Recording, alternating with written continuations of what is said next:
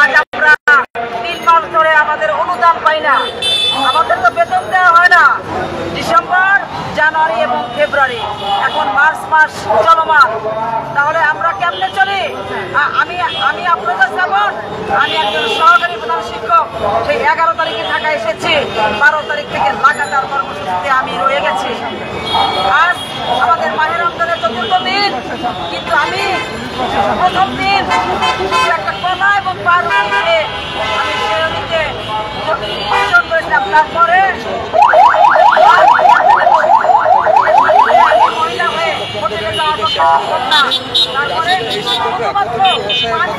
একটা বিস্কুট খেয়ে আমি সেওরি পালন করতেছি। সারাটা দিন আমরা কষ্ট।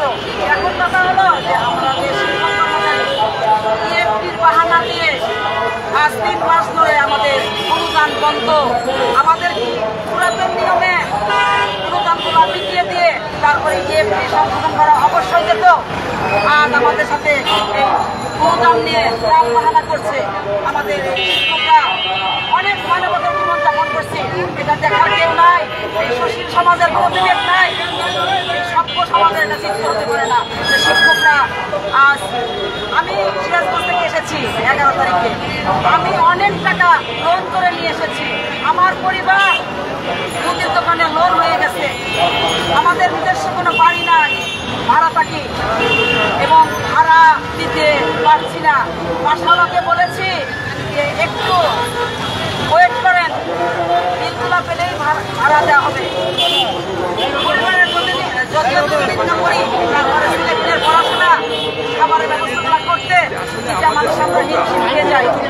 হয়তো আমাদের পরিবারে দুজনে ইনকাম করি, কিন্তু অনেক পরিবার আছে শুধুমাত্র একজন মহিলা ইনকাম করে। তাহলে কেমনে আমাদের সরকারি প্রতিষ্ঠানের শিক্ষকদের বেতন ছাড়া, অনুদান ছাড়া আমরা এই জীবন কেমনে চলি?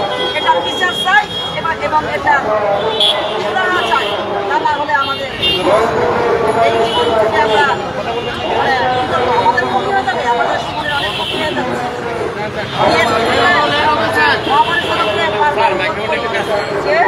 আমাদের